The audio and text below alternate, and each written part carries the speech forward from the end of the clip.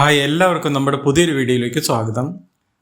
ഇന്ന് നമ്മൾ ഉണ്ടാക്കാൻ പോകുന്നത് വളരെ ടേസ്റ്റ്ഫുള്ളായിട്ടുള്ള, അതേസമയം പെട്ടെന്ന് ഉണ്ടാക്കാൻ പറ്റുന്ന ഒരു ലഞ്ചിൻ്റെ റെസിപ്പിയാണ്. ഇന്ന് നമ്മൾ ഉണ്ടാക്കാൻ പോകുന്നത് ഒരു രസം റൈസിൻ്റെ റെസിപ്പിയാണ്. ഇത് നിങ്ങൾ ഉണ്ടാക്കി നോക്കിയിട്ടില്ലെങ്കിൽ ഒന്ന് ഉണ്ടാക്കി നോക്കി അഭിപ്രായങ്ങളും നിർദ്ദേശങ്ങളും അറിയിക്കുക. തീർച്ചയായിട്ടും നിങ്ങൾക്കിത് ഇഷ്ടപ്പെടുന്നതായിരിക്കും. അപ്പോൾ നമുക്ക് രസം റൈസ് ഉണ്ടാക്കാൻ വേണ്ടി തുടങ്ങാം. 2 ടീസ്പൂൺ ഓയിൽ ഒഴിച്ചു കൊടുത്തിട്ടുണ്ട് ചൂടായ കുക്കറിലേക്ക്. അതിലേക്ക് 1 ടീസ്പൂൺ നെയ്യും ഒഴിച്ചു കൊടുത്തിട്ടുണ്ടായിരുന്നു. ഇനി ഇതിലേക്ക് ഒരു സവാള ചെറുതായി കട്ട് ചെയ്ത് ചേർത്ത് കൊടുക്കാം. സവാള അല്പം വഴറ്റിയതിന് ശേഷം ഒരു 4 വെളുത്തുള്ളി ചെറുതായി ചതച്ചെടുത്തതാണ്, അതിട്ട് കൊടുത്തിട്ടുണ്ട്. ഇതും കൂടി ചേർത്ത് വഴറ്റിയതിന് ശേഷം ഒരു പച്ചമുളക് കട്ട് ചെയ്ത് ചേർത്ത് കൊടുക്കാം.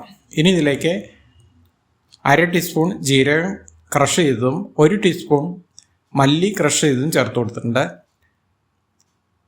ഇനി ഇതിലേക്ക് 1/2 ടീസ്പൂൺ മഞ്ഞൾപ്പൊടി, 1 ടീസ്പൂൺ എരിവില്ലാത്ത മുളക് പൊടി, 1 ടീസ്പൂൺ കുരുമുളക് ചതച്ചത്, ഇത്രയും ചേർത്ത് കൊടുത്തിട്ടുണ്ട്. ഇത് പച്ചമണം മാറുന്നവരെ നമുക്ക് ഇളക്കി കൊടുക്കാം. ഇനി ഇതിലേക്ക് അല്പം കറിവേപ്പില ചേർത്ത് കൊടുക്കാം. ഇനി ഇതിലേക്ക് വലിയൊരു പഴുത്ത തക്കാളി ചെറുതായി കട്ട് ചെയ്ത് ചേർത്ത് കൊടുത്തിട്ടുണ്ട്. ഇനി ഇതിലേക്ക് 1/2 ടീസ്പൂൺ കായത്തിൻ്റെ പൊടി ചേർത്ത് കൊടുത്തു. ഇതെല്ലാം ഇളക്കി യോജിപ്പിക്കാൻ നന്നായിട്ട്. അവസാനം ഇതിലേക്ക് 1 പിടി മല്ലിയില ചേർത്ത് കൊടുത്തിട്ടുണ്ട്.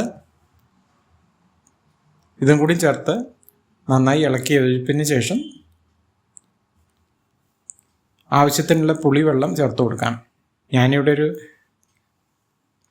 3 ടേബിൾ സ്പൂൺ പുളിവെള്ളമാണ് ചേർത്ത് കൊടുത്തിട്ടുള്ളത്. നല്ല പുളി ഉണ്ടെങ്കിൽ അത്ര ചേർക്കേണ്ട ആവശ്യമില്ല, പുളി കൂടുതലായി പോകരുത്.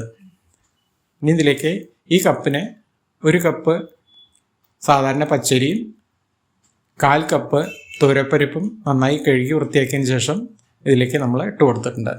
ഇതെല്ലാം നന്ന് സ്പൂൺ കൊണ്ട് ഇളക്കി യോജിപ്പിച്ച് കൊടുക്കാം. ഇനി ഇതിലേക്ക് അരിയുടെ 4 ഇരട്ടി വെള്ളം ചേർക്കണം.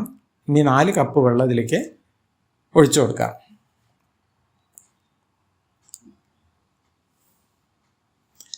ഇനി ഇതിലേക്ക് ആവശ്യത്തിനുള്ള ഉപ്പ് ചേർത്ത് കൊടുക്കാം.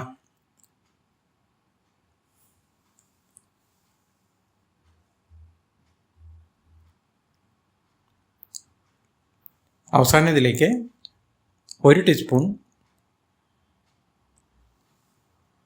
രസം പൊടിയും കൂടി ചേർത്ത് ഇളക്കിയതിന് ശേഷം ഒരു 4 വിസിൽ വരുന്നവരേക്ക് നമുക്കിത് അടച്ചു വെച്ച് വേവിച്ചെടുക്കാം.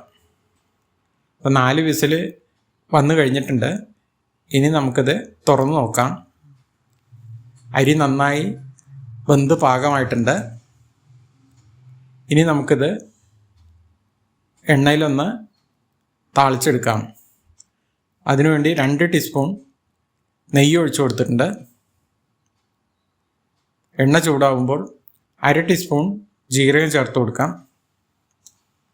ഇനി 4 ഉണക്കമുളകും കട്ട് ചെയ്ത് ചേർത്ത് കൊടുക്കാം.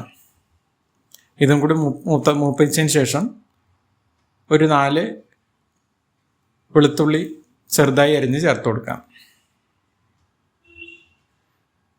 ഇനി ഇതിലേക്ക് 1/2 ടീസ്പൂൺ കായത്തിൻ്റെ പൊടിയും ചേർക്കാം. അവസാനം ഒരു 1/2 ടീസ്പൂൺ എരിവില്ലാത്ത മുളക് പൊടിയും ചേർത്ത് നന്നായി കരിയാതെ മൂപ്പിച്ചെടുത്തതിന് ശേഷം നമുക്ക് വേവിച്ച ചോറ് ഇതിലേക്ക് ചേർത്ത് കൊടുക്കാം.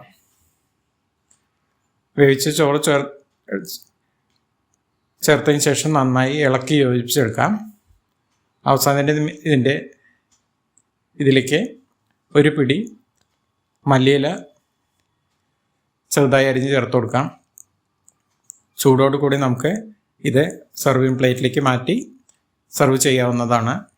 വളരെ ടേസ്റ്റ്ഫുള്ളായിട്ടുള്ളൊരു ഈ രസം റൈസ് നിങ്ങൾ തയ്യാറാക്കി നോക്കുക.